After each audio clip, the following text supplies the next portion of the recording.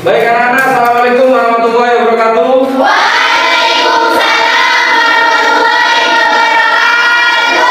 Gimana kabarnya, sehat semua hari ini? Alhamdulillah kalau sehat ya. Mohon maaf Bapak pakai masker soalnya agak flu ya. Jadi Bapak sendiri agak sehat. Baik, hari ini sebelum pelajaran kita mulai, mari kita awali dengan berdoa. Untuk ketua kelas silakan memimpin doa. Doa mulai. Baik, selanjutnya Bapak akan memeriksa kehadiran semua yang untuk hari ini kira-kira lengkap, hadir semua atau enggak. Saya cek satu-satu ya. Adinda, Aura, Hadir Pak. Siti Sofia. Hadir Pak. Alhamdulillah hari ini ada semua ya. Iya. Berarti sehat semua ya. Makanya hari ini semoga kita selalu diberi kesehatan ya. Jangan lupa kalian harus selalu menjaga kesehatan, kondisi fisik, psikis ya. Jadi biar keadaan kalian itu waktu menerima pelajaran bisa diterima dengan baik ya. Baik, untuk selanjutnya biar kalian refresh ya. Kita enak stretching dulu ya. Biar otot-otot kita itu biar ya. Oke, kalau gitu berdiri semua ya, berdiri.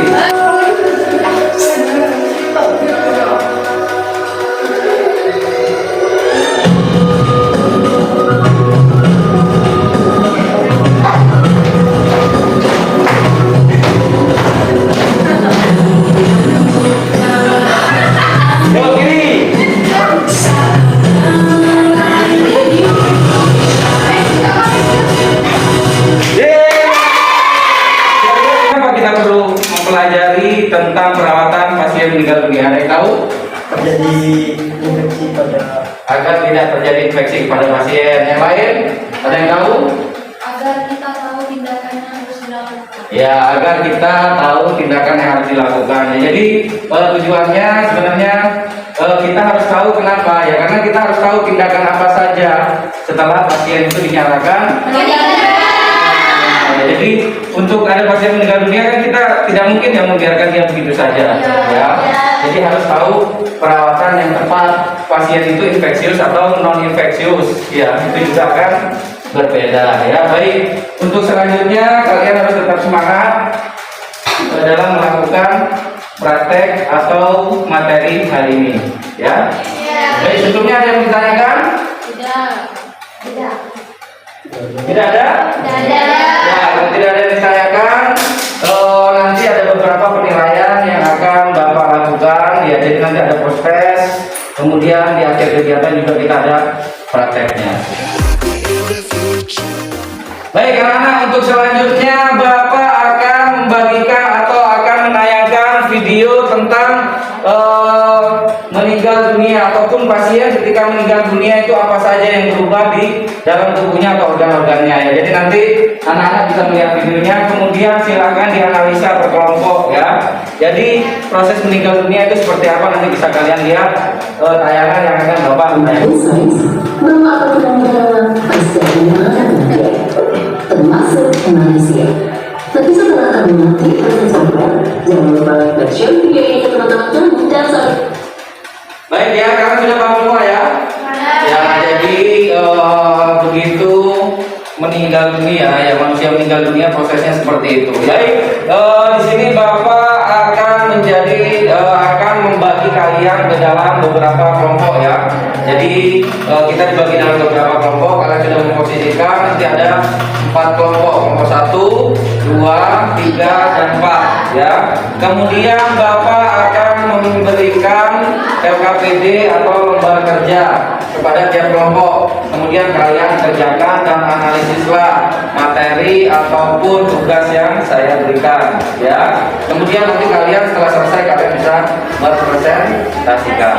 Paham? Ya, kalau gitu silakan kalian kumpul dengan kelompoknya. Kalian bisa browsing ya.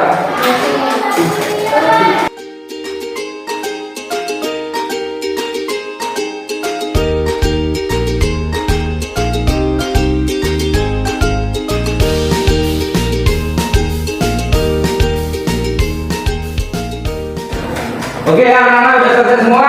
Sudah selesai semua, silakan untuk yang pertama dari kelompok 4 ya. Kita perhatikan, kelompok lain memperhatikan jawaban dari kelompok 4. Silakan kelompok 4. Assalamualaikum warahmatullahi wabarakatuh. Di sini saya perwakilan dari kelompok 4 akan mempresentasikan hasil dari tugas kami, yaitu indikator yang menyatakan seseorang meninggal dunia. Bentuk hasilnya yaitu yang pertama ada mati otak, suatu kondisi dalam diri seorang manusia apabila telah dilakukan RJP selama 15 sampai 30 menit pada seorang pasien dewasa, namun pikiran atau otak tidak segera sadar kembali.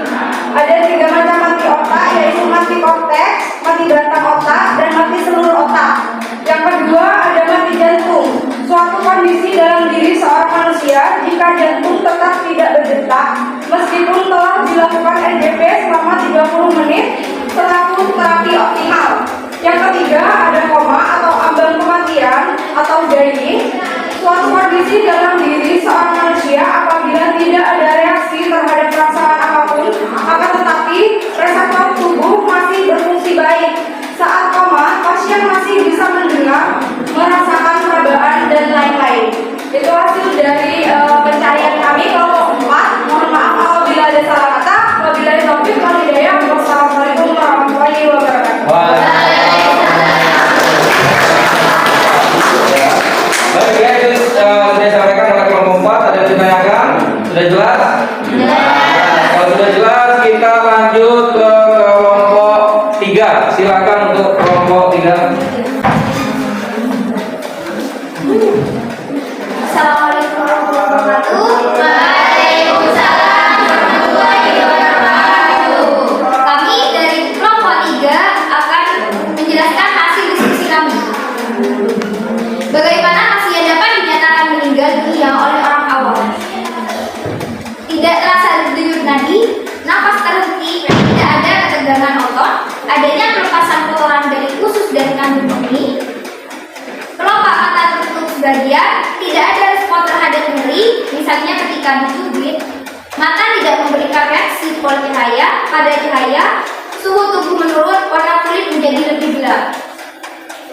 Baik, ada yang ditanyakan? Ya cukup.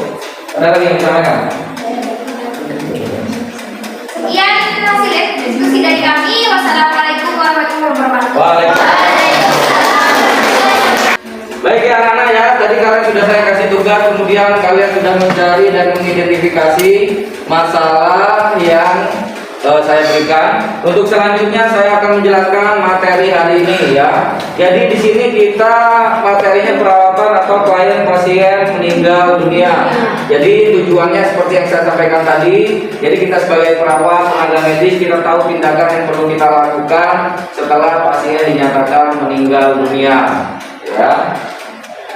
Kemudian kita masuk ya definisi kematian. Kematian itu suatu terhentinya pernafasan, nadi dan tekanan darah. Ya, nadi itu ada apa saja yang kalian ketahui?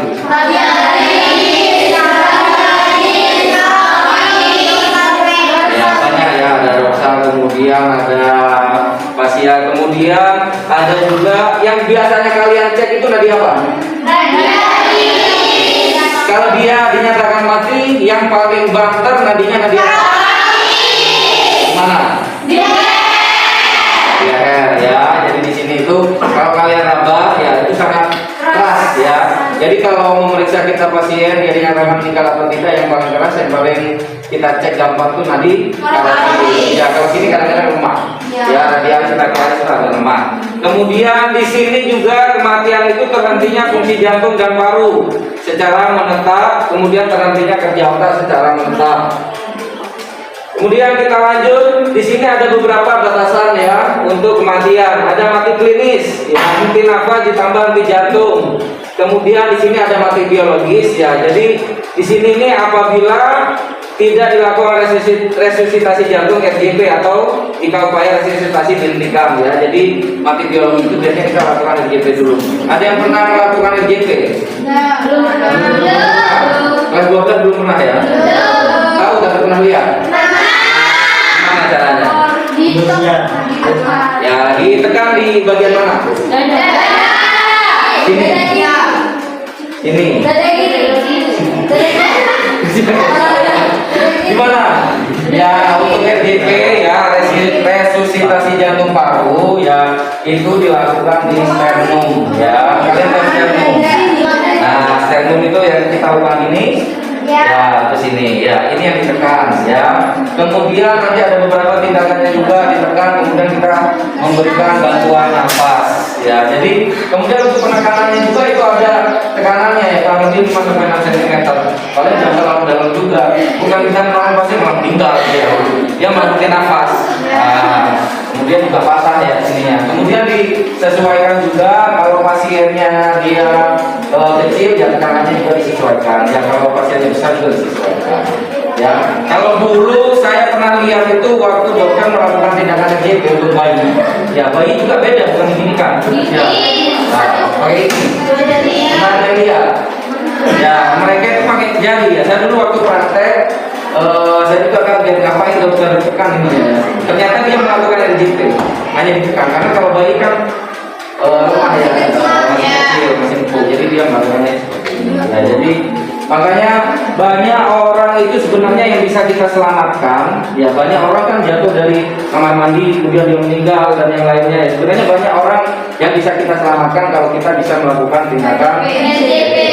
Ya, kalau di rumah sakit semua pegawai rumah sakit itu harus bisa dari cleaning service, satpam, tukang parkir. Ya, jadi mereka semua harus bisa, bukan hanya perawat. Biasanya kalau akreditasi rumah sakit yang dites itu malah yang pegawai-pegawai umum. Kalau perawat sudah jelas bisa, dokter. Ya, tapi kalau pegawai umum belum tentu. Kenapa kira-kira? Kenapa mereka harus bisa? Ya, bisa karena darurat. Pasien datang, tahu-tahu dia jatuh bulat di parkiran. Iya kan? Atau dia jatuh pas waktu di kamar mandi jauh dari perawat. Ya makanya bisa mereka membantu untuk tindakan RJP ya. Kapan-kapan nanti kita belajar RJP. Kemudian selanjutnya di sini indikator seorang dinyatakan meninggal ya, ada mati otak. Mati otak ini dilakukan RJP selama kurang lebih 15 sampai 30 pada orang dewasa. Ya, kemudian ada mati jantung ya. Jadi di sini suatu kondisi seseorang manusia jika jantung tidak berdetak ya meskipun sudah dilakukan RJP. Jadi sudah dilakukan RJP ternyata masih belum bisa, itu mati jantung. Kemudian ada koma ya. Kalau koma kalian pernah lihat orang koma?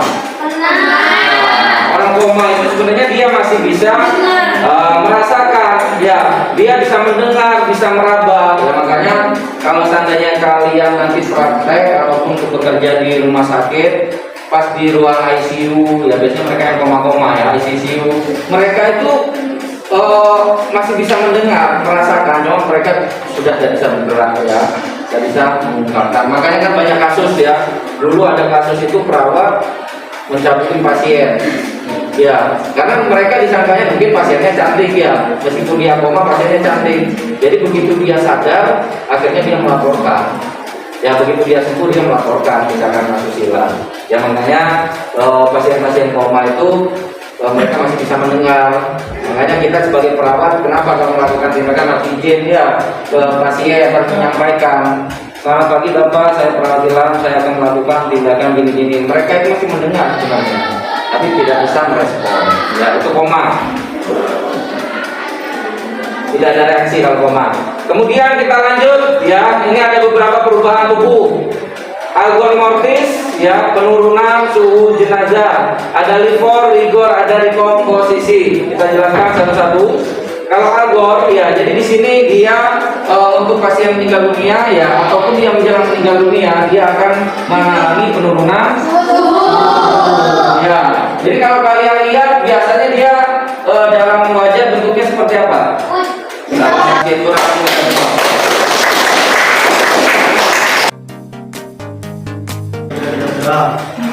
Dua bulan.